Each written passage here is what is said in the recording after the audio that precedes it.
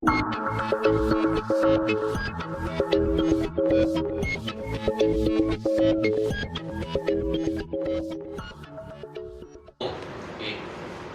महोदय, मंजर 17 अप्रैल 1975 की एक शाम का था जब कंबोडिया की राजधानी न्यू बना में सभी बत्तियां बुझा दी जाती हैं और लोग मोमबत्तियां लेकर सड़कों पर उतर आके कहते हैं कि अब हमें आजादी चाहिए। परंतु 4 साल गुजर जाते हैं, कंबोडिया के लोगों को 20 लाख हत्याओं के अलावा कुछ नहीं मिलता। सड़कों पर लोगों के पास बंदूकें होती हैं परंतु बच्चों के पास खाने के लिए रोटी नहीं होती। अराजकता का ऐसा व्यापक तांडव होता है कि संस्थागत पूरा का पूरा ढांचा चरमरा जाता है और मानव अधिकार पूरी तरीके से खत्म हो जाते हैं।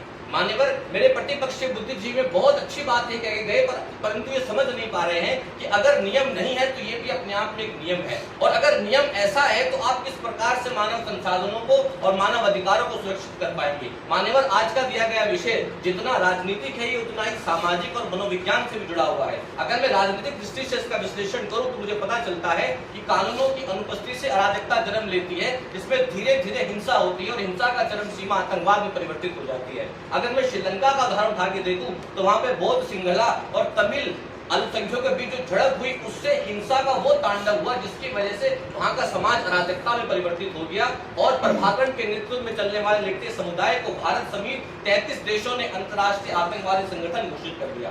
मानने वाली बात समझने की है कि जब हम सत्ता के केंद्र को आवाहन करते हैं अराजकता के माध्यम से, तो जो लोग आवाहन करते हैं वो दोबारा सत्ता के केंद्र में आके बैठ जाते हैं। इसीलिए लीबिया का गद्दाफी और सद्दाम हुसैन इराक में आके उसी केंद्र सत्ता में बैठ गए जो अराजकता के माध्यम से आए थे।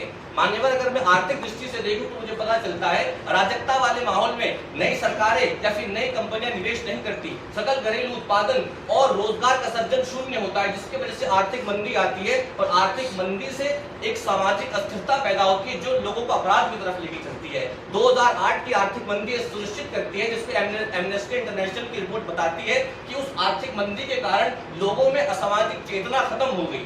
मान्यवर, अगर मैं सामाजिक दृष्टि से इसका विश्लेषण करूं तो मुझे पता चलता है कि मानव जो सामाजिक प्रणाली है उसके लिए मानव संसाधन का विकास होना जरूरी है। परंतु अफगानिस्तान का उदाहरण कहता है कि 1989 के सोवियत संघ के प्रवेश से लेकर तालिबान के उदय तक वहां पर साहित्य, संगीत, कला, सिनेमा का कोई विकास नहीं हुआ, वहां के लोगों में कोई चेतना नहीं जाएगी। इससे अराजकता ये बात स्पष्ट करती है कि किसी प्रकार से मानव के लिए लाभदायक नहीं है। मान्यवर, बात समझने की अंतिम बिंदु कि सर्वोच्च न्यायालय ने नीलेश नवलखा बनाम भारतीय संघ के मामले में मीडिया ट्रायल पर टिप्पणी करते हुए बात कही थी कि अगर मीडिया झूठी खबरें दिखाकर असामाजिक चेतना बढ़ाता है तो वो सामाजिक नैतिकता का ह्रास करता है, जिसकी वजह से हम ये कह सकते हैं कि अराजकता किसी भी प्रकार के अवसर को पैदा नहीं करती बल्कि अवसरवाद को पैदा करती है। ये लोकतंत्र को पैदा नहीं करती बल्कि भीड़ तंत्र को पैदा करती है, जिससे समाज गत की तरफ जाता है।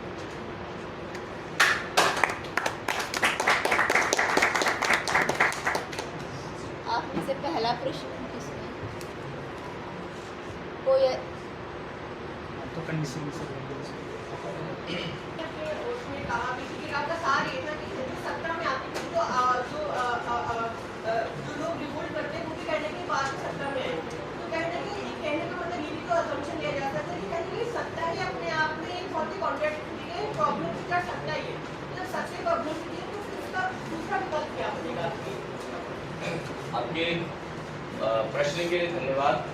प्रश्न का उत्तर समझिए। पहले देखिए, सादत अली मंटो ने जिस प्रकार का साहित्य लिखा है तो उसको अराजक साहित्य माना गया, परंतु साहित्य लिखने के बाद भी उन्होंने सत्ता का आह्वान किया, सत्ता को ललकारा। ये बात समझने की है जब वो कहते हैं कि किस कदर है दोस्त जो इल्जाम सुनाई देंगे, कहां तक हम तुझको सफाई देंगे, जब तक आईने में न देखोगे खुद को ऐब दूसरों में ही दिखाई देंगे।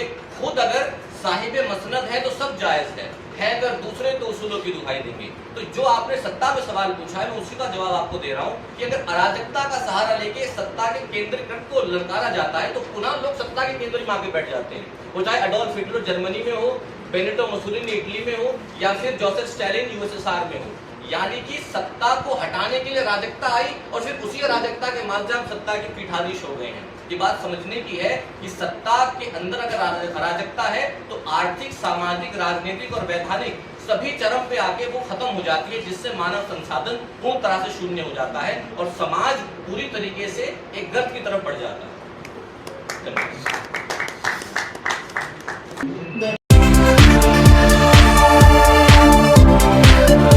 है।